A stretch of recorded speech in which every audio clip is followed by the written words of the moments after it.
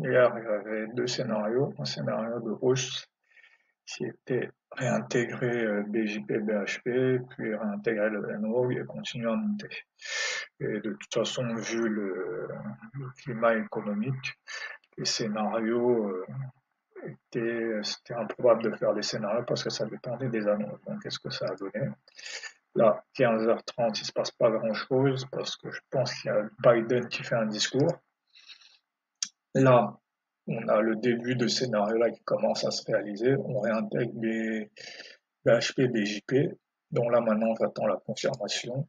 Là, après, je peux aussi aller là directement sans attendre la confirmation. Ça marche aussi. Ça dépend des probabilités que je trade. Là, pareil, ça, on peut considérer que c'est juste un retracement et j'aurais pu acheter, mais bon, je préfère attendre ça. Là, j'achète. Et donc, ma target, c'est cette zone-là, entre ce buy side et ce N-Roll. Mais je pensais que vu les annonces qui avaient été faites, on pouvait même avoir un retracement complet.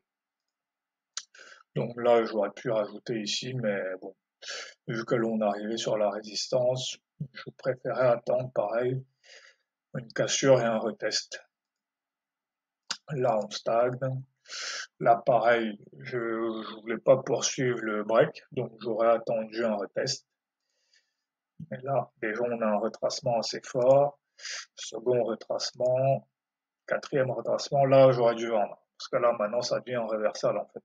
On est sur une double résistance, NO buy side, et là, on a un cop. Donc là, plusieurs bougies qui font les mêmes plus hauts. Là, ici, j'aurais dû vendre. Là, j'aurais dû rajouter en me disant, au moins, on va avoir un retracement de 50%, voilà, au minimum, voire revenir complètement ici au plus bas. Donc là, du coup, je peux continuer à rajouter ici si je suis vraiment hyper agressif.